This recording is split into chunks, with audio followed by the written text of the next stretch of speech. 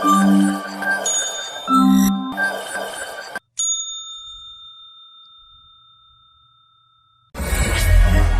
dəyərli izləyicilər. Bakı Zobsazın İşdən Söhbət podkastının növbəti buraxılışı ilə qarşınızdayıq. Bugün bizim qonağımız Tural Məmmədovdur. Salam Tural müəllim, necəsiz? Salam, necəsiz? Çox sağ olun, mən də yaxşıyam. Tural müəllim, ilk növbədə təşəkkür edirəm sizə bizim təklifimizi qəbul edib podkastımıza qoşulduğunuz üçün. Siz sağ olun. Bugün maraqlı mövzu seçmişik, müzakirə edəcəyimiz. Bu mövzuya keçid etməmişdən öncə mən istəyərdim izləyicilərimiz üçün Tural müəllim haqqında qısa məlumat verim. Düzdür, Tural müəllimin özünün bir postu vaxt ikən qarşıma çıxmışdı, LinkedIn-də paylaşmışdınız. Tural Məmmədov adı ilə tanınma məsələsi, bir şəxsi brendin yaranması. Artıq hər kəs tanıyır sizi Tural Məmmədov olaraq, ancaq mən qısa formada təqdim edim ki, Tural müəllim insan resurslarının təlim inkişaf sahəsində, öyrənmə sahəsində uzun müddətli təcrübəyə malik olan peşəkar, mütəxəssis, rəhbər şəxsdir. Hətta mən özüm də bu işləri Tural müəllimdən öyrənmişəm. Tural müəllimin tabeliyində də çalışmışam. Mövzumuz da bu günləri sizin fəaliyyət sahəniz, həmçinin özümün də daha yaxşı bildiyim, özümün də bildiyim bir sahə, davamlı öyrənmə ilə bağlı təyin eləmək istədim. Davamlı öyrənmə nədir, nəyə görə bu günləri aktual mövzuya çevrilib. Daha əvvəllər şirkətlər buna çox yönümlü deyildilər, öyrənməyə o qədər yer ayırmırdılar, amma bugün daha aktual mövzuya çevrilib. Bu mövzu ilə bağlı sizinlə müzakirə etmək istəyirəm, sizin dəyərli fikirlərinizi öyrənmək istəyirdim. İlk sualımıza belə başlayaq ki, davamlı öyrənmə deyəndə, yəni lifelong learning, yəni nəyi nəzərdə tuturuq biz? Davamlılıq nədir? Yəni şirkət üçün nə önəmə sahibdir bu? Şirkət üçün deməyim, ümumiyyətlə cəmiyyətdə bunu aşılamağa son dövrdə başlanıb. Çünki hətta bizim dövlət qurumlarının bəziləri bir layihə də başladıblar, bilirsiniz, gənclər üçün Forsim layihəsi çərçivəsində pulsuz təlimlər, təlim proqramları gənclərə təmin olunur bu layihələr çərçivəsində. Yəni davamlı öyrənmə nədir? Gəlin buradan başlayaq. Çox sağ olun Elvin bəy. Davamlı öyrənmə, ömür boyu öyrənmə də deyirlər. Yəni və yaxud davamlı inkişaf da deyirlər. Fərqli terminlərdə istifadə olunur. Davamlı öyrənmə və ya davamlı inkişaf öyrənmə prosesini, inkişaf prosesini vərdişə çevirməkdir. Qısa desək, yəni vərdişə çevirməliyik. Vərdiş elə bir şeydir ki, yəni əsl vərdişdən danışırıqsa, o insanlarda aclıq hissi yaradır. Yəni deyək ki, istənilən bir vərdişimizi götürək. Zərərli vərdişlər olsun, zərərsiz vərdişlər olsun. Yəni deyək ki, insanlar var ki, hər axşam yatmamışdan qabaq 2 stəkan su içib yatırlar. Və yaxud da ki, elə insanlar var, 1 stəkan qatıq yeyib yatırlar və yaxud meyvə yeyib yatırlar. Bu onların vərdişidir ya da həftənin müəyyən günlərində həyat tərzlərini otuzdurduqları bir vərdişdir. Onu etməyəndə özlərini narahat hiss edirlər. Bir qrup insanlar da var ki, idmanla bağlı eyni vəziyyətdir. Məsəl üçün, mən özüm təcrübəmdən deyim, son 1 aya yaxındır mən idman müntəzəmliyim pozulub. Normalda mən müntəzəm 8-9 ildir idmanla məşğulam. Mənim də idman müntəzəmliyim pozulub və özümü çox stresli hiss edirəm, çox depressiv hiss edirəm. Özümə sanki özümə borcum var və borcumu ödəmirəm kimi əhvalım pisdir, səbəbsiz yerə. Soruşurlar, işdə də, evdə də ilə bağlıdır. Mən bu podkasta gələ-gələ özümə fikirləşirdim ki, nə ola bilər? Səbəb ancaq onda gördüm ki, nə əksikdir həyatımda. Keçən vaxt ərzində idman müntəzəmliyi pozulub. Mən diskomforta düşmüşəm, müntəzəm ora qayıtmağa özümü məcbur edirəm. Bir müddət belə davam eləsə, mən idman müntəzəmsizliyi mənim vərdişim olacaq. Qaydacam 8 ildən əvvəlki vəziyyətə və artıq idmanı buraxacam və təzədən idmana yaranmaq üçün təzədən vərdiş yaratmalıyım. Yəni, öyrənmə, davamlı öyrənmə də məhz bu çəkdiyim həyati misallar fövqündə bu formada, yəni həyatın bir vacib tərkib hissəsi, aclıq kimi, digər fiziki ehtiyaclar kimi bir ehtiyaca çevirməkdir.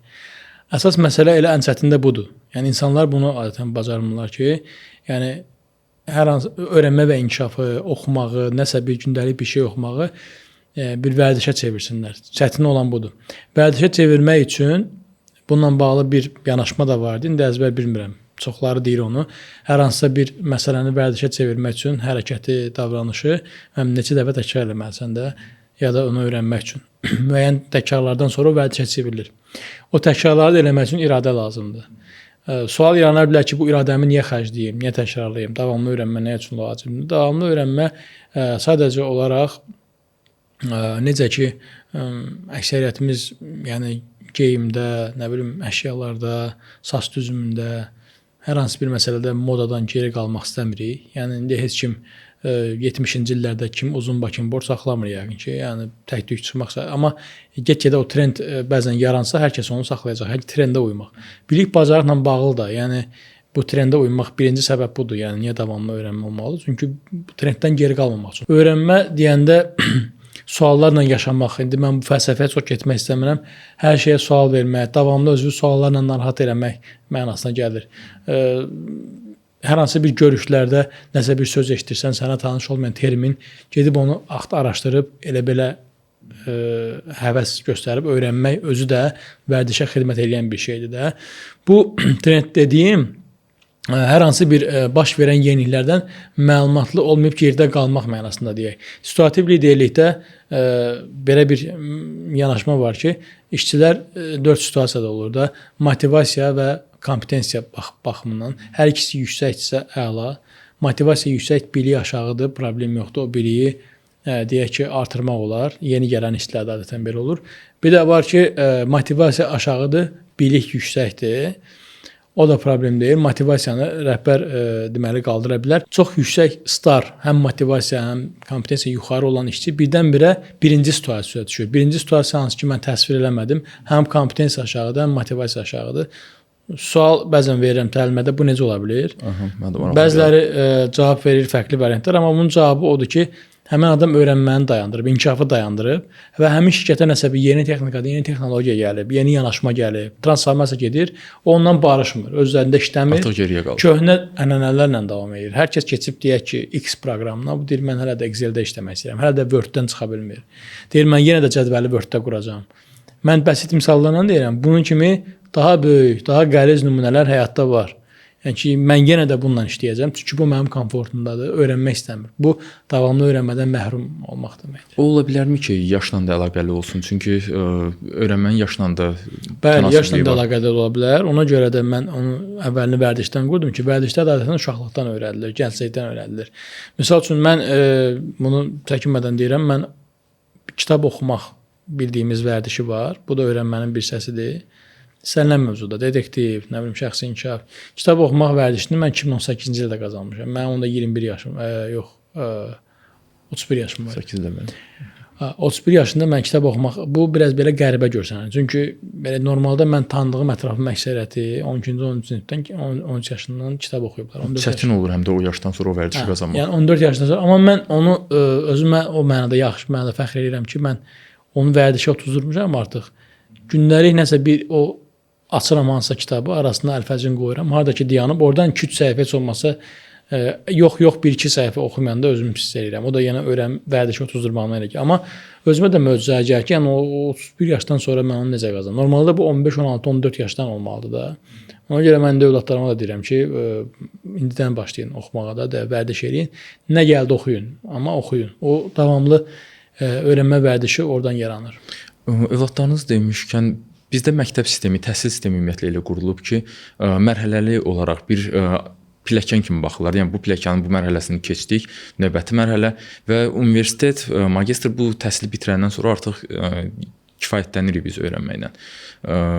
Bunu bəs aşmaq üçün, yəni məktəbdə dediniz. Yəni öyrənmə, ona görə mənim öyrənmə bir vərdişdir və dediyim kimi təhsillə məhdudlaşmamalı. Yəni təhsil öyrənmənin bir tərkib hissəsidir. Yəni siz dediyiniz pillələr, təəssüf ki, əksəriyyət öyrənməni təhsillə qarışdırır. Yəni diplom bir illüziya kimi görünür. İkinci pillə, üçüncü pillə, magistr, doktorantura təhsildir, təhsil pillələridir. Və bu davamlı öyrənmənin müəyyən bir halqasıdır, bəli. Amma o minlə öyrənmə bitməməlidir də.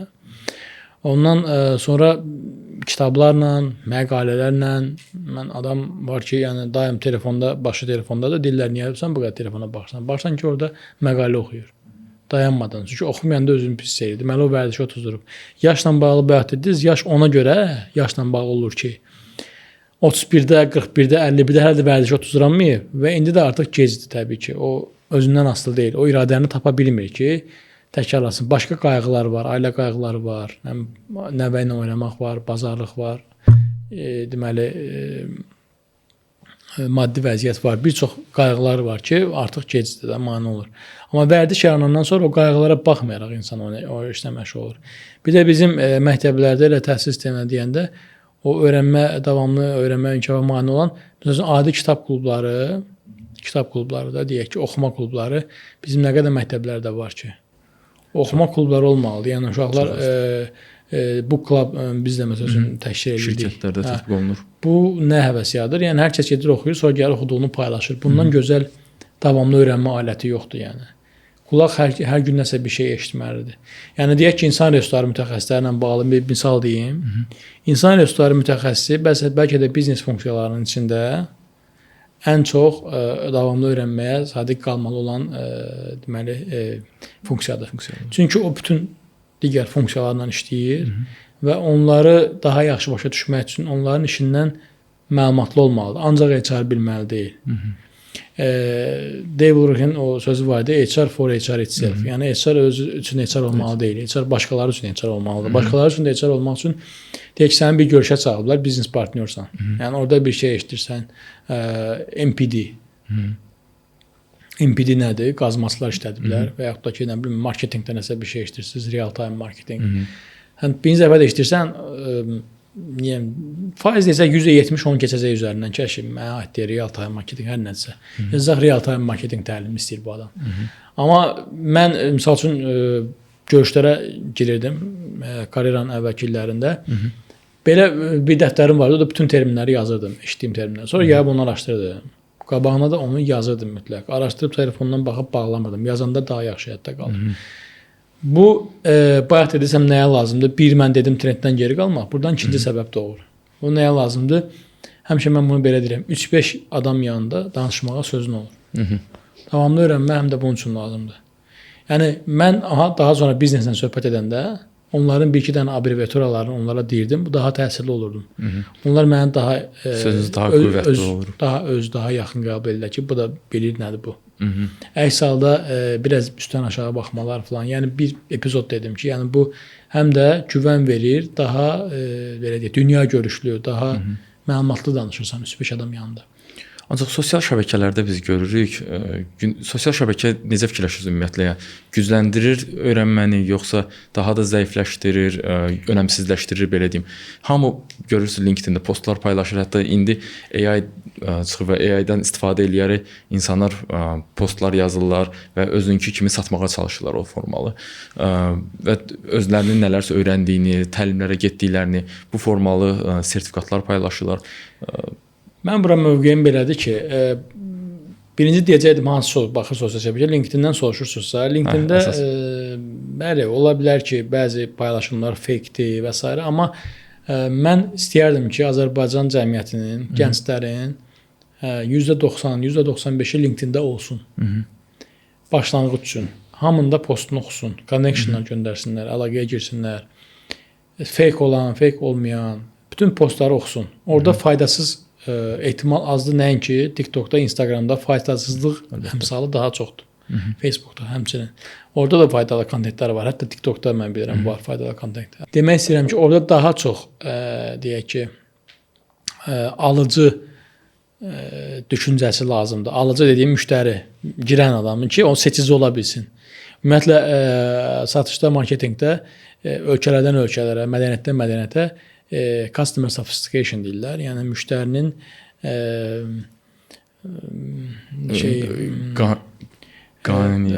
savadlılıq da deməyək. Yəni müştərinin mütəfəkkirliyi də belə deyək daha ali olması, alicənablığı, daha səviyyəli düşünməsi, daha düzgün qərarlar verə bilmə sophistication elmli olması anlamına gəlir. Bu nə qədər elə o yuxarıdırsa, bir o qədər satış və marketinq işçilərinin özlərində işləmələri və deyək ki, daha tələbkar olan müştəriyə daha keyfiyyətli məhsul verməsinə və daha çox deməli fikir verməlidir ki, boşluq olmasın, defekt olmasın. O aşağı olduqca, yer gəlmişən o yuxarı olanda showroomda, yəni mağazində az olur təmsilçi. Yəni insan gəlir özü məhsulu götürür, Özü seçə tanış bilir ola bilir. artıq. Məhsul nədir, içini açır, baxır, oxuyur, anlayır Özü ki, qərar yəni verə bilir. köməyə ehtiyacı yoxdur da gəmənədir. Amma o aşağı düşdükcə o satış təmsilçilərinin sayı da artır və aldadılma ehtimalları və müştəridən daha çox qərar verməsi. Yəni həmin məsələni bura tətbiq eləsək, öyrənən şəxs məsuliyyət öyrənənin üzərindədir. Öyrənən şəxs girirsə LinkedIn-ə, onda onun zərərli kontentə məruz qalma ehtimalı çox azdır. O dediyiniz şeylər ki var, kimlərinsə öz sertifikatını paylaşması, o belə LinkedIn-ə yeni girən, nəsə öyrənmək istəyən, davamlı inkişafı vərdişə çevirmək istəyən insan üçün qazanclıdır, çünki ilham mənbəyidir. Onu qıcıqlandıra bilər, bəhsə girə bilər və mən istəyirəm o bəhsə girsinlər. Və müsbət bəhsdir. Normaldır. Yəni baxır kimsə I'm happy to share that I am appointed as nə bilim falan departamentin direktoru, şöbə və yaxud da ki I have successfully completed falan kurs bitirmişəm. Kimsə baxır ki bundan məndə nə yoxdur, gedim mən də alım. Belə deyə bir də baxacaq ki öyrənmə artıq vərdişə çevrilib və artıq ancaq sertifikatlar haqqında düşünür, ancaq promotion haqqında düşünür. Təbii ki risklər var. Müəyyən nöqtədən sonra xüsusilə də promotion tərəfi o həyatın mərkəzinə o qədər qoya bilər ki, o artıq ancaq promotiondan asılı qala bilər. O artıq karyera xəstəliklərdə o mövzuya girməm, amma öyrənməklə xəstələnməyində zərər yoxdur. O öyrənməklə xəstələnsin. Tək elə şeydən xəstələnsin. Mən deyirəm özün idmanla xəstələnmirsən. Bəzən çox vacib ailəvi məclislər olur. Ora belə düşünürəm ki, ora yoxsa idmana. Yəni təbii ki, sonda qərar verən ailə məclislər olur, amma ora yoxsa idman düşünəndə artıq belə deyək də qəribə gəlir. Məsəl üçün ezamiyyətə getmişdim başqa ölkəyə. 3-cü gün saat 6-ya işləmiş təyyarə indi. Aeroportdan birbaşa stadiona getdim futbol oynamağa. Çamadanla falan. 3-cü gündə həm də həmin gün. Yəni qrupa yazmışam, dedilər yəqin zarafat edirsən, amma gəldilər gördülər ki, çamadanla. Dedilər elə bildi futbol gününüz. Yəni futbol gündür, təxirə salma olmaz 3-cü gün. Gəldim yəni. Yəni bu qəribə, hamıya qəribə gəlir. Evdə də qəribə gəlir. Sən bizim üçün darıxmamısan. Sən gəlib bizi görməlisən. Amma gedirsən futbol oynamağa. İzah eləyə bilmirəm. İçimdəkini izah eləyə bilmirəm. Nə deyirəm, ya səhv çıxıram mən. Çünki normal ümumbəşəri dəyərlərdə mən səhvəm. Yəni ki, adam bir ailəsini gələr, yanına görər. Yəni futbol nədir? Amma daxilindəki o istifadə eləyə bilmirəm ki, mən özümü pis eləyəcəkdim də, yəni. Mən gəlməsəm özümü pis eləyəcəkdim də, yəni belə deyək. Yəni bu məsəl üçün 6-cı günlər bizdə futbol yox idi. İndi bəzi günlər, bəzi həftələrə baxdım ki, bizim başqa komandalar var, 6-cı gündə futbol oynayırlar. Bir getdim, 2 həftə getmədim, yenə getdim, 2-3 həftə getmədim, yenə getdim. Sonra elə oldu ki, dalbadal 3 həftə getdim. İndi hiss edirəm ki, o artıq vərdişə çevrilib. İndi ondan imtina eləmək istəyirəm. Səhər tezdən də çünki. Ki, davay da bəsdə getdin, artıq bitir bunu. Görürəm ki, imtina eləmirəm. Artıq o da oturdu vərdişə. O xəstəlik də biraz ifrat səviyyə. Hə? İfrat səviyyəyə çatır biraz bəlkə. İfrat səviyyəyə çatır, amma mən o yəni ifratın ziyanlı tərəfini görə bilmirəm də. Yəni ailədən vaxt kəsməkdən başqa ziyanlı bir tərəfi yoxdur. Yəni onun sağlamlığa xeyri var. Enerji dolu başlayırsan günə və s. Eləcə də LinkedIn-də o kiminsə sertifikat almağını görüb gedib mən də sertifikat almaq istəyəcəmsə, onun da bir zərərli tərəfi. Bəs kimi qiymətləndirilə bilər və s. Amma normalda deyil. Ancaq o sertifikatı görən adam LinkedIn-də yəni onu birinci dərk eləməlidir ki, məndə bu sertifikat yoxdur, mən bunları bilmirəm, bu tərəfləri özümdə inkişaf elətdirməliyəm. Ancaq Azərbaycanda mənim düşüncə tərzim elədir ki, bilmədiyini etiraf eləmək mədəniyyəti tam oturuşmayıb. Yəni, sizcə də elədimi o? Elədir və açıq bir şey deyim ki, ümumiyyətlə öyrənmə prosesi də oradan sonra başlayır. Yaxşı vurğuladınız. Yəni əslində momentum var, o nöqtə. Yəni hardan ki tipping point deyək də dönüş nöqtəsi elə o etirafdan başlayır. Yəni misal üçün mən bir dəfə həmkarlarımdan mən elə bir vəziyyət olmuşdu ki, mən bir komandada işləmişdim, sonra getmişdim, təzədən qayıtmışdım. Məni əvəz eləyən belə deyək də kadr olmuşdu. Mən soruşmuşdum, müqayisə eləyin. Yəni bildirmişdilər ki, belə açıq bir şey deməmişlər, demişdilər ki, o daha insan yönümlü idi. Yəni deməmişdilər, sən insan yönümlü deyilsən. Mən lazım olan mesajı tutmuşdum. Ondan sonra mən özümdə dəyişikliklər etməyə başladım və demirəm 100%, amma yəni o nədən gedirdi söhbət? Yəni işin stresi, deadline o qədər sıxırdı ki, sən insan münasibətləri düşünə bilmirdin. Yəni işçinin empatiya qurma imkanın yox idi da. Yəni ki, iş tələb edirlər, sən də iş tələb edirsən, amma yaddan çıxırdı ki, bir empatiya qur falan, ona vaxtın yox idi sanki. Amma sonra özümə təlqin eləyə, məsəl üçün o anda ki, mən etiraf elədim ki, düz deyirlər, nəsə var burada. Başlayırsan dəyişməyə, inkişaf eləməyə. O fərqində olmaq. Qəbul, fərqindəlik anından sonra başlayır hər şey. Mən və yaxud da ki, məsəl üçün, mən nəsə bir nəsə haqqında danışıram, söhbət edirəm də, dostlarla, yoldaşlarla. Mənə deyirlər ki, o elə deyil, belədir də, məsəl üçün, hər kəsin içində bəzən olur. Yəni. Mən o hissə çatmışam ki, mən ondan qətiyyən narahat olmuram da. Yəni. Deyirəm, doğrudan necədir, bəs deyin onda mən öyrənim də sizdən. Başlayıram onu danışdırıram. Yəni, danışır, mən də həqiqətən öyrənirəm. Qəribə bir hadisə baş verir. Yəni, normalda mənə məsəl üçün pərt elədi də. Ki, amma mən deyirəm ki, necədir bəs? Yaxşı, mən bilməmişəm bunu. Və yaxud nəsə bir şey deyirlər, deyirəm, nə gözəl, mən bu günə qədər bunu bilmirdim ki, belə bir şey var da. Negativ reaksiya versəz, doğrudan da səhv bildiyinizi düz bilirmiş kimi saxlayıb. Bəli, dirənsəm, yox, mən dediyim kimidir, sən səhv deyirsən. O elə olmuşam, mən elə olmuşam və o mənə bir xeyir verməyib də, belə deyək. Münaqişəyə də gətirir. Amma bir də var ki, dərhal etiraf edirsən, dərhal ki, səhvdir. Ola bilsin, o səhvdir, sən düz deyirsən, problem yoxdur. Amma qoy desin öz fikrini, qoy o da desin o variantını, onu da götür, bunu da götür. Sonra zaten həqiqət üzə çıxacaq. Bəs şirkətlərdə necə? Cəmiyyət səviyyəsində insanlarda bunu təhlil elədik. Şirkətdə necədir bəs öyrənmə mədəniyyətini yaratmaq? Burada rəhbərin mövqeyi önəmlidir, yoxsa fərddən asılıdır bunu etmək?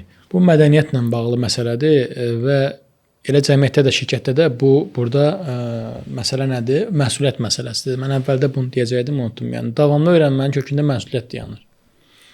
O şirkətlərdə ki, işçilər və ya rəhbərlər hesab edir ki, öyrənmə və inkişaf prosesini HR, insani resurslar təşkil etməlidir. Orada heç vaxt davamlı öyrənmə ola bilməz. Burada learner-centered yanaşma, yəni öyrənən mərkəzli yanaşmadan söhbət gedir ki, pull yanaşma deyirlər buna, yəni çəkmə.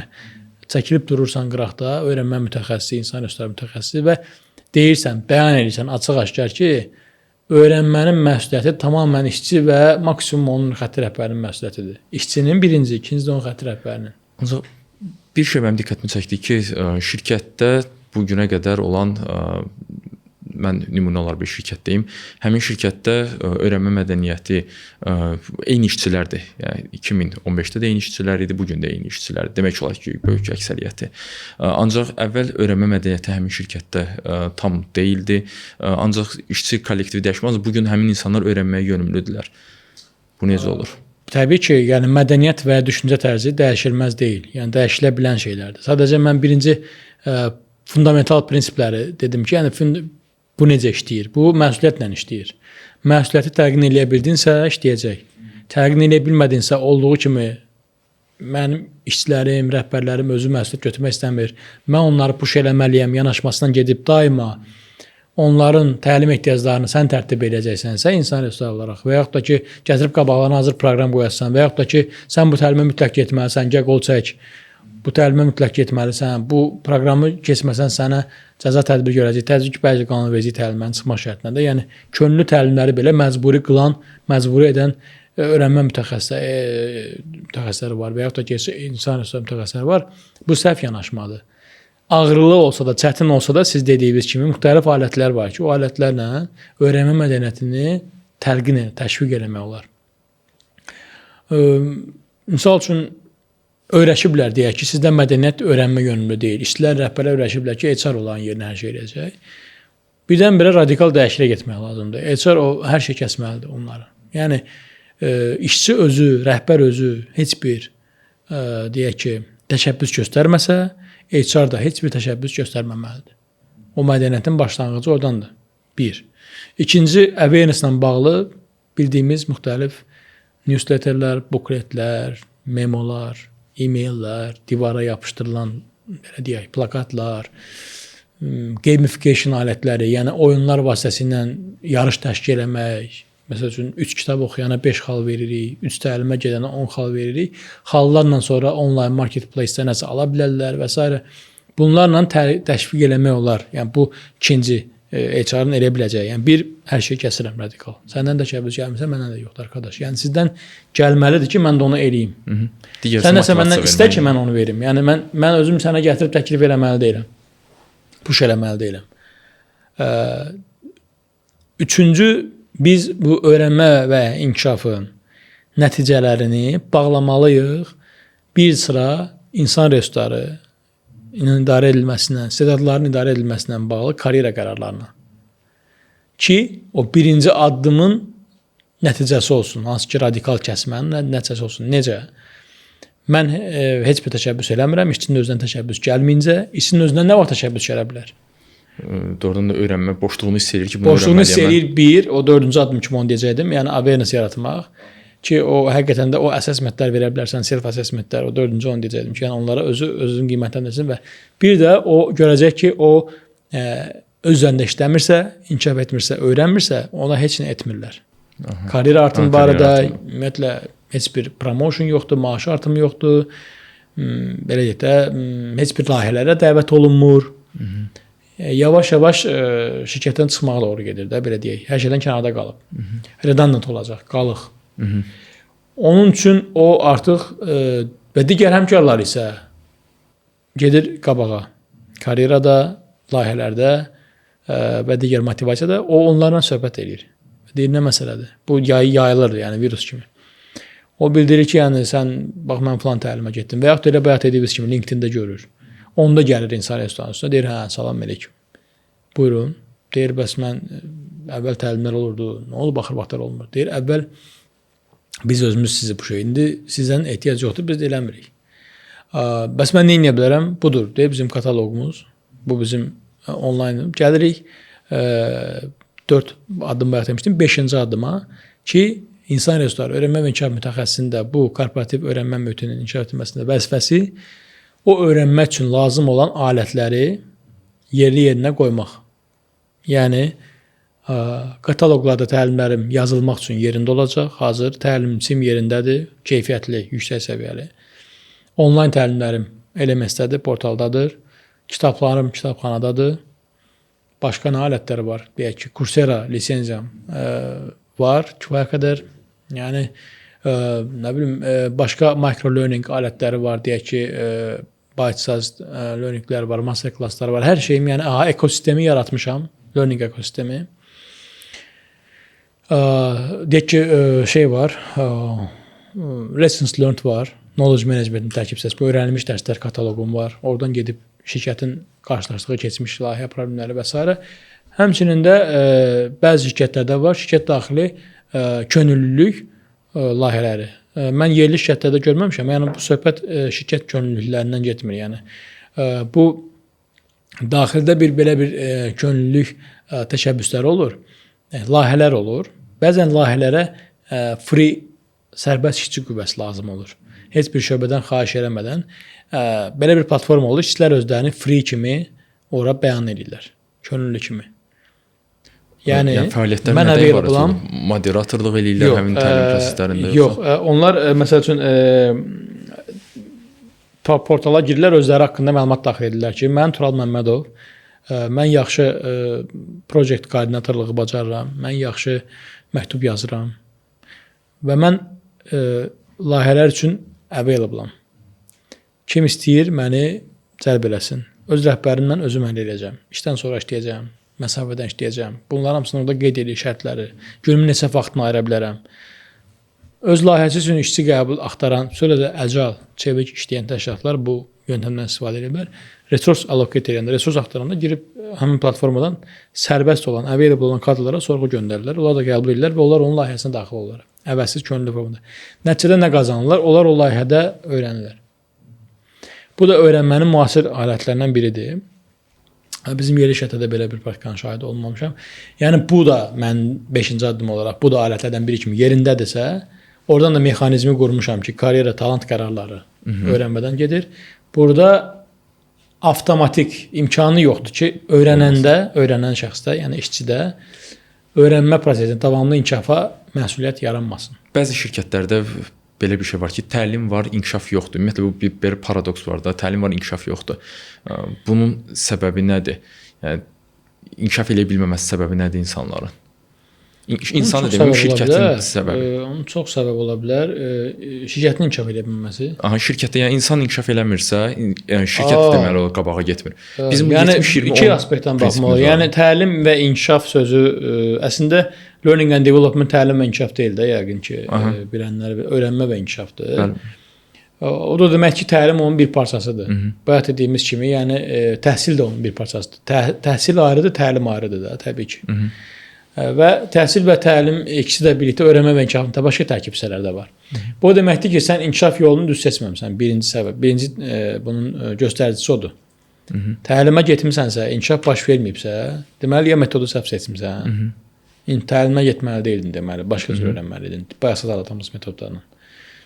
Və yaxud da ki, təlimə getdiyin mövzu üzrə sən kifayət qədər biliklisən, ona görə sənin progresin baş verməyib. Üçüncü məsələ bu mühitlə bağlı olan bir şeydir. Yəni bunu mən belə izah edərdim. Layihə idarəetməsindən bağlı təlimlər edirəm. Nəticənin 3 növü var. Mən bunu bəzi yerlərdə demişəm. Bu əslində internetdə fərqli mənbələrdə də ümumiləşdirib desək. Əgər təlimə də bir layihə kimi baxsaq, o da onun nəticəsi olmalıdır. Burada 3 cür nəticədən söhbət edə bilər. Birinci səviyyə nəticə ənənəvi layihə idarəetməsinin uğur göstəricisidir. Yəni bir layihənin uğurlu olmağına baxmaq üçün onun bu nəticəsinə baxacaqdır. Buna nəticədir? Output. Yəni təlimə getdin, attendance işdə qol çəkdin, sertifikatı aldın, outputun bitdi. Yəni sertifikat outputdur. Belə əldə oluna bilən, gözlə görülə bilən nəticə. İkinci outcome-dır. Outcome sənin o təlimə getdiyin məqsəd nə idisə, onun reallaşması, yəni qazandığın dəyərdir. Burada dayanaq artıq. Yəni bu bəzən yanlış algılana bilir. O dəyər əvvəlcədən təlimə gedəndə, təlimi təşkil edənlə, səni ora göndərənlə, bir də sənin özün aranda bir əl sıxışması olmalıdır ki, sən bura niyə gedirsən? Məqsədin learning objectivin əvvəldən olmalıdır. Sonra ki, ora baxarsan görüm o reallaşdı yoxsa yox. Yəni gözləntin başqa şey olub. Sonra başqa şey təlimin özü başqa şey olsa, yenə də sən inkişaf olmadı zənn edəcəksən. Çünki gözləntin başqa şeydir. Yəni gözləntin hər hansısa bir deyək ki, tutaq ki, sən bir yeni komanda, yeni bir funksiya yaratmısan, AI ilə nə bilim nə. Sən də gedirsən, onun üçün deyirsən ki, mən bir dənə bu təlimə gedim, gəlib söküb dağıdacam da. Yəni bu mənlikdir. Bu təlimdən asılı. Bir dənə bu təlimə gedim, bu funksiyanı mən yaradacam. Təbii ki, bu belə deyil. Əvvəldən səhv fikirləşsən. Yəni bir təlimdən hər hansı bir funksiya yaratmaq mümkün deyil. Sən onu ona yüklüyürsənsə, sonra da gəlib quranmırsan sistemi, adını da qoyursan ki, inkişaf yoxdur.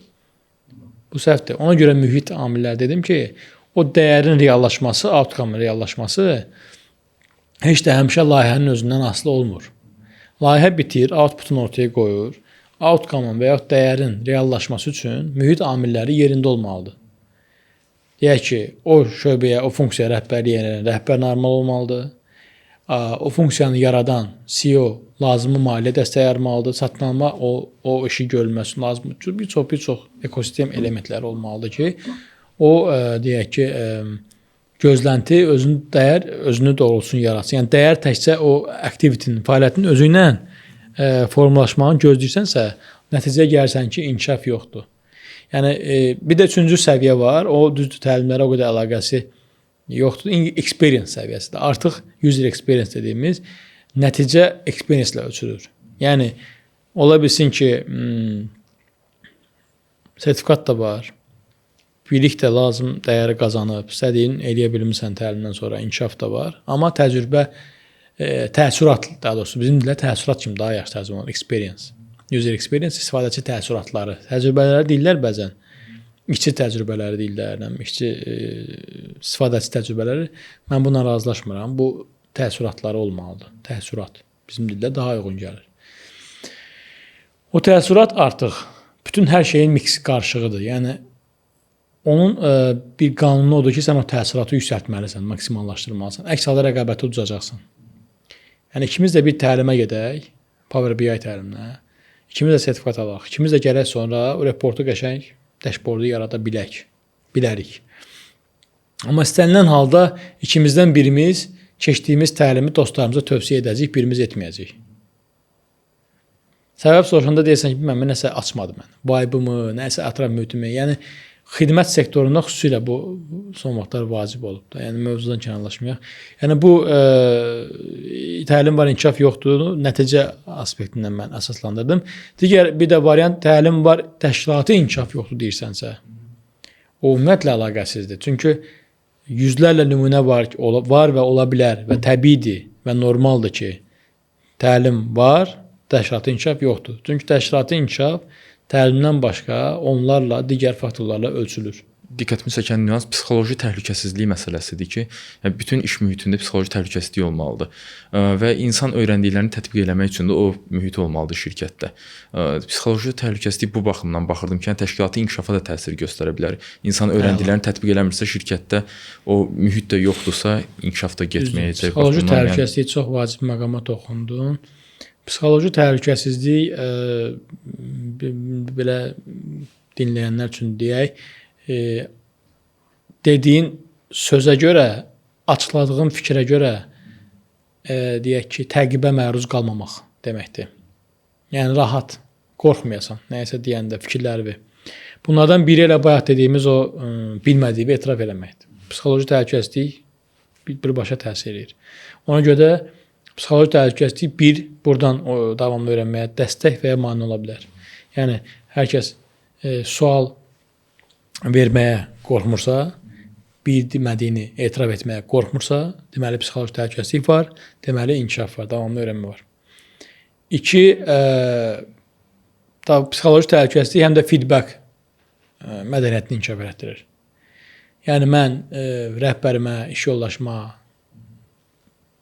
çatışmazlığı barədə fikrimi rahat deyə bilməyəcəmsə, ondan xəbər olmayacaq və inkişaf olmayacaq. Və yaxud da ki, o elə biləcək ki, hər şeyi bilir və öyrənməyəcək. Davamlı öyrənməyə bu da mane olacaq. Və təbii ki, psixoloji təhlükəsizlik həm də dediyiniz kimi öyrəndiyini tətbiq etməklə bağlıdır. Üçüncü məsələ bu səhv etməkdən qorxmamaq. Və səhv etməkdən qorxmamaq və yaxud deyirlər ki, səhv uğursuzluğu qeyd elə, celebrate failure. Bu bəzən deyirlər ki, yaxşı, gəl indi mənim sənayemdə işdə partlayış olsun, necə mən onu qeyd edeyim? Onun altında həmişə bir balaca qeyd olur, onu yaddan çıxarırlar. Belə bir söz var, hesablanmış riskləri götürə bilməkdir. Psixoloji təhlükəsizlik mühiti və yaxud da ki, səhvdən öyrənmə və yaxud səhvi qeyd etmə. Yəni, hər səhvi də burada qəbul etməkdən söhbət getmir. Hesablanmış və ağlabatan, yaxşı sözlərdən biridir, rasional səviyyədə riskləri qəbul edərək, hesablayaraq. Yəni, yenə də bu başdan sovdu, necə gəldi, hərəkət eləmək mənasına gəlmir. Ki, mən, belə deyək də, risk apetitim yüksəkdir, mən hər şeyə girəm, səhvdən öyrənirəm, səhvləri qeyd edirəm, mən deyil. Hər səhvdən sonra həyat 180 dərəcə dəyişirsə. Bəli. İkinci məsələ burada, deməli, səhvləri təkrar etməmək məsələsidir. Etdiyin səhvi təkrar bir də edirsənsə, eyni səbəbdən. Burada öyrənmə baş verməyib deməkdir və burada məsuliyyətsizlik var artıq. Yəni, adın qoyum ki, mən səhv eləmə öyrənirəm. O halda ki, bir səhvi yox, indi biraz fərqli səhv eləyə bilərsən ikinci dəfə. Fərqli səhv eləyə bilərsən. Bu da telefon əlindən düşdü, o bir dəfə açar əlindən düşür. Yəni, hərəkət eləyəndə sən demək ki, fərqli məsələlərdə səhv eləyirsən. Amma ümumi hər iki halda, istənilən halda, yəni qayğı formlaşdırıblarsa sənin üzərində rəhbərlik ki, səhv eləsən pis olacaq və ümumiyyətlə deyək ki, sən öyrənə bilməzsən, səhvlərlə öyrənmək, sən səhv elədinsə getdi, başın getdi. O halda təbii ki, psixoloji təhlükəsizlik pozulur və səhv etmə, səhv öyrəndiyini tətbiq etmə falan bu məsələlər olmur da. Bununla bağlı bu yaxınlarda Paşa Holding CEO-su Cəlil müəllimdən bir maraqlı fikir eşitdim. Onu istəyirəm həm də paylaşım. Qeyd edirəm, yəni bu Cəlil müəllimdən. O da stat gətirmişdi haradansa. bizim təhsil sistemində indi keçiblər Bologna sisteminə. Daha öncə çox xoşuma gəldi bu fikir. 1-5 bal sistemidir də. O davamlı öyrənmənin tam yerinə basır. Ki sən 5 almaq üçün mükəmməl olmalısan. Bir səhv eləsən, 4 alacaqsan. Yəni artıq mükəmməl deyilsən. Sənin üzərinə nə edir? Təzyiq formalaşdırır. Sən artıq davamlı öyrənmək, tətbiq eləmək, inkişaf etmək istəmirsən. Sən ki, mənə lazım deyil, səhv eləyərəm, sonra qiymətim kəsər, elə mükəmməl olum və ona görə də davamlı öyrənmirsən. Əzbərləyirsən, 5 alırsan, bitdi. Amma Bologna sistemində deyək ki, 80 baldan yuxarı 100-ə qədər 20 bal var. Amma əladır. 81 də əladır, 95 də, 99 da, 100 də. Yəni sən əlaçı olmaq üçün mükəmməl olmağa ehtiyac yoxdur. Önəmli bir fərq burdadır. Yəni sən ona görə də 80-dən 100-ə qədər eksperimentlərə davam edirsən. Səhv şansları çoxdur orada. Bəli, 80-dən 100-ə qədər eksperimentlərə davam etdirirsən. Digər bir səhvlərlə bağlı onun yenə də fikri var idi. Dedi ki, onu da yenə də kimdənsə nümunə gətirdi. Dedi ki, uğursuzluq sən onu qəbul etdikdə uğursuzluq sayılır. Yəni mən nəsə elədim, alınmadı. Dərhal give up elədimsə, bu uğursuzluq sayıla bilər. Çünki mən onu rəsmi olaraq uğursuzluq kimi tanıdım. Altından qol çəkib, mənim uğursuzluğumdur. Mən cəhdlər elədiksə, o uğursuzluq sayılmır. O uğura gedən yolda elədiyim uğursuz cəhdlərdir. Yəni uğursuz nəticə deyil ha, uğursuz cəhdlərdir. Yəni buradan daha başqa bir indi fikir öz-özünə doğuldu. Fikri inkişaf elət dedim də. Uğursuz cəhd və uğursuz nəticə anlayışları fərqli anlayışlardır. Biz uğursuz cəhdə hə deməliyik, uğursuz nəticəyə yox deməliyik. Öyrənmə inkişafla bağlı gələcək perspektivlərə də biraz baxaq. Gələcək perspektivləri siz necə görürsünüz? Süni intellekt dövrüdür. Hamı əvvəl məsəl üçün nəyisə biz araşdırmamızı Google-da axtarırdıq və yaxud da kitablarda. Mənim yadıma düşür tələbə vaxtı Axundov kitabxanasına gedib günlərlə vaxt keçirdik, nələrsə axtarırdıq. Həm də bu mənim araşdırma qabiliyyətimi də inkişaf elətdirirdi. Özümdə daha çox səriştələr inkişaf elətdirə bilirdim. Həm də daha çox çətinliklərə sinə gələ bilirdim o məlumatı əldə etmək üçün. Bugün hər şey daha əlçatandır. ChatGPT-yə yazıb öyrənirik və öyrənmə daha bizim üçün simple versiyalıdır, simple haldadır, asan, sadə bir haldadır.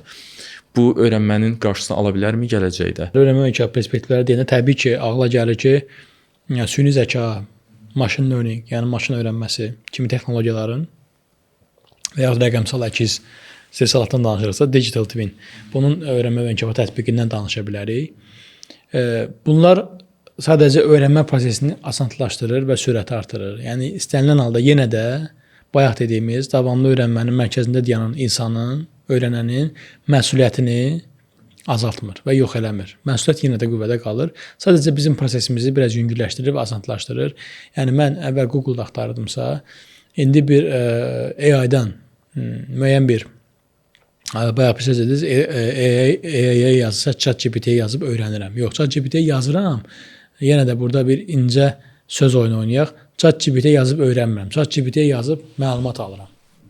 Məlumat alıram, öyrənmək demək deyil. Məlumat alıram, başqa bir yerdən də məlumat alıram, sonra puzzle birləşdirirəm, ondan sonra öyrənmə baş verir. Və yaxud da ki, bu yaxınlarda Bakı Ali Məktəbində dərs edim, semestr yekunlaşdırdım. Qrup işlərində uşaqlardan soruşdum, hamısı Turnitin hesabatı verdilər ki, yəni bizdə AI istifadə olunmayıb. Necə istifadə olunmayıb? Yəni dedi, biz öyrənmək üçün istifadə eləməmişik, məlumat almaq üçün istifadə eləmişik. Biz sorğunu vermişik, AI bizə optionlar verib ki, bu ola bilər, bu ola bilər. Onların birləşdirilməsi, sintezi, ayrılması, xırdalanması, izahının verilməsi, adının dəyişdirilib başqa cür yazılması, konseptual olaraq fikrin inkişaf etdirilməsi, yaxşı sözdür. Yəni develop your soul. Fikri inkişaf etdirmək üçün artıq bizim o learning agility dediyimiz öyrənmə bacarığımız dövrəyə girdi və biz sizə bu reportu verdik. Yəni bu reportda mənim əməyim var. Mən onu süzgəsən keçirmişəm. Yəni bunu dəfələrlə deyilib ki, AI sənə sadəcə məlumat verir, yekun nəticəni vermir. Yəni sən onun əsasında öz analitika, təhlil, sintez bacarıqları qoymalısan, research metodologiyanı, tədqiqat metodunu tətbiq eləməlisən və sonda nəticəni öz nəticən kimi təqdim edə bilərsən. Öyrənmə onda baş verir. Digər bir məsələ gəlirik nəyə? Promptu düzgün vermək məsələsinə. Yəni bu da öyrənənin learning agility, öyrənmə bacarığından asılıdır. Öyrənənin öyrənmə bacarma məsuliyyətindən asılıdır ki, sən nə dərəcədə promptu düzgün verirsən AI-ya, süni zəkaya. Bu da nədir? Düzgün sual vermək bacarığıdır. Nə deyiblər? Düzgün suallara səhv cavab almaq daha yaxşıdır, nəinki səhv suallara düzgün cavab almaq. Çünki düzgün suala səhv cavab aldınsa, bu nədir? Bayaq dediyimiz uğursuz cəhddir. Uğursuz cəhd. Amma səhv suala düzgün cavab aldınsa, uğursuz nəticədir. Uğursuz nəticə olacaq. Çünki o cavab səni səhv yola aparacaq, yəni nəticə səhvdir. Ona görə bu tərəfdən rəqəmsal əkizdə mən diqqət çəkmək istəyərdim. Bu sənayedə trenddir. Az danışılır, yəni çox danışılır, az edilir. Bu real istehsalat mühitinin kompüter texnologiyalarının, superkompüter texnologiyalarından istifadə etməklə rəqəmsal əkizinin, simulyativ əkizinin yaradılıb və realda edə bilməyəcəyin eksperiment və simulyasiyaların sistem üzərindən edilib öyrənilməsidir. Perspektivdə, yəni bu AR, VR eynəkləri deməli, o məntiqlə işləyir yəni. Orada real eləyirsən, burada isə bütün zavodun və ya bütün fabrikin deyək ki, platformasını köçürdürsən, öz platformana və istədiyin simulyasiyanı eləyirsən. Zavodu partladırsan, zavodu yandırırsan, səhv eləsən də. Proqram təminatıdır bu, yoxsa hər hansı bir laboratoriya kimi bir şey? Laboratoriya olur, amma laboratoriyada kompüterlərdə onu, serverlərdən qururlar. Cloud texnologiyalarından istifadə olunur və artıq siz orada rahatlıqla səhv edə bilirsiniz və səhviniz nəticəsində sadəcə imtahandan kəsilirsiniz, hansısa zavodu partlatmırsınız. Bu yadıma bir şey xatırlatdı məni. Mənə Bloomberg laboratoriyası var. İqtisad Universitetində də bildiyim qədər bu tipli bir şeydir deyəsən, maliyyətçilər üçün səhm bazarı eyni real həyata oxşar bir şeydir. Uduzursan və ya uduzursan, real pulla eləmirsən. Çox maraqlıdır, bəli. Hətta tam reala oxşar bir nümunələr yaradılır orada. Bundan gözəl, yəni bu perspektiv deyirsiniz, yəni belə şeylərdə öyrənmə. Süni intellekt əslində istifadəçinin yanaşmasına asılıdır necə öyrənəcəyi. Yəni yaradıcılığı boğmur, daha da inkişaf elətdirir necə yanaşmasına asılı olaraq. Siz özünüz müəllim olaraq gənclərlə daha çox işləyirsiniz. Bizim auditoriyamızda daha çox gənclərdir. Gənclərə tövsiyələriniz nə olar? Mən səmimi deyim, axırıncı keçdiyim semestrdə mən məyus oldum. Mən tələbələrə də bunu dedim. Öyrənmə aclığı, bayaq dediyim ehtiyac vərdişi çox az hiss elədim onlardan, ümumi götürəndə. 60 nəfər təqribən. Sadəcə məqsəd yönlü öyrənmə var idi. Məqsəd yönlü öyrənmə biraz triki, yəni biraz çaşdırıcı məsələdir. Məqsəd yönlü öyrənmə nədir? İmtahan, keçim. Yəni məqsəd yönlü öyrənmə, davamlı öyrənmə deyil. Məqsəd yönlü öyrənmə o da bir termindir, təbii ki, amma təhsil elementidir də, belə deyək. O da normaldır. Onu mən burada pisləmirəm. O da bir vasitədir, bir uğurlar üçün bir vasitə, amma onunla bitməli deyil. Bir öyrənmə illüziyası yaradacaqdır. O adam elə ki, bunu öyrənmiş kimi göstərəcək, ancaq əslində öyrənməyib. Yəni, misal üçün, mən bir dərsi slaydsız keçdim orada. Nümunə üçün deyim. Yəni, az qala belə stressdən uşaqlar bitər olmuşdular ki, bizə PDF verir, bizə prezentasiya verir. Niyə? Danışıram da, qeyd götürün də. Qeyd götürmək də yer gəlmişən çox gözəl vərdişlərdən biridir və davamlı öyrənmənin bazasıdır. İstədim ki, bunlar qeyd götürmək. Məsələn, hamısını deməyirəm, bu dediklərim yəni əksəriyyətə aiddir. Amma bir 6-7 nəfər var ki, məni sevindirdi həqiqətən hər iki qrupdan. Hər qeydi götürürlər, maraqlı gəlir, nəsə fikir deyirsən, onu yazırlar. Mən izləyirdim. Görürəm ki, bunlar nəsə davamlı öyrənmə imkanına nail olacaqlar. Digərləri düz əksəriyyəti işləyirlər. Yəni MBA-dir də, belə MBA qrupası idi. Amma digərləri indi yəqin ki, bu podkastda bəziləri izləyə bilərlər. Yəni mən onlara demişdim ki, sizlə olan bu bir semestrlik journey, yolculuqla bağlı bir məqalə yazacağam. Dedilər, müəllim, bizi tərifləyəsiniz, yoxsa tənqid edəsiniz? Dedim, hər ikisi olacaq. Elə bu məqalənin bir hissəsini burada mən danışmış oldum. Yəni əsas məsələ bunu, o da özlərinə də deyirdim. Yəni ki, belə getməz də, belə olmaz. Əgər sən dərsə gəlmirsən, MBA, belə xüsusilə ələxüsus sözü səhv istifadə edilmirsə, gəlmirsən, pul ödəmsən, 7-dən 10-a qədər saata baxsan ki, müəllim, bəlkə bu gün tez buraxası, onun yarısı. Burada hansı davamlı öyrənmədən söhbət edə bilər. Amma eləsi də var ki, tez buraxanda deyir ki, biraz da qalardıq. həm pul ödədiyinə görə, həm ümumiyyətlə gəlib məqsədi nəsə öyrənməkdir də, belə inkişaf eləmək, davamlı öyrənməni üstün tutanlar məhz onlardır. Məqsədyönlü öyrənmə istəyənlərsə heç o məqsədyönlü öyrənmə də deyil, bilmirəm nədir. Yəni müəyyən saata qədər tez bitin, getsin, slayd ver, slayddan və deyirəm quiz olacaq. Quiz nədən olacaq? Bilirəm ki, yəni keçidlərimizdən deyir. Mənim slaydlardan düşəcək. Yəni dedim əlbəttə yox. Yəni mənim quizdəki bir sualıma cavab vermək üçün sən bir neçə prezentasiyanı oxumalısan, ümumiləşdirilmiş biliklərlə cavab verməlisən. Elə slayddakı mən ora qoysam, bu öyrənmə prosesi baş vermir. Əzbərçilik baş verir. O məsəl üçün xoş gəlməmişdi, amma təbii ki, mənim keyfiyyət standartlarım bu idi. Onlarla bir imtahan elədim. Deyək ki,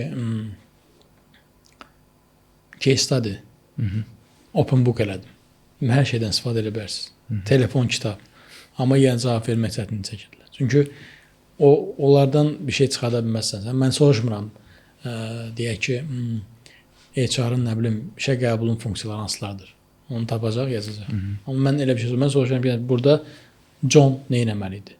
Case study-lər. Artıq oxuyubsa ona uyğun qərar verə bilərsən. Əlaqələndirici biliklər olmalıdır. Ona görə tövsiyəm mənə soruşanda məsəl üçün hansı kitabları oxuyaq, nə oxuyaq? Deyirəm, nə gəldi oxuyun. Nə gəldi oxuyun. Tək oxuyun. Vərdiş yaransın. Əgər vərdiş olmuyor, vərdişi olandısa artıq o heç soruşmur zaten nə oxuyum. Vərdişi olan zaten oxuyur. Yəni bir, nə gəldi oxuyun.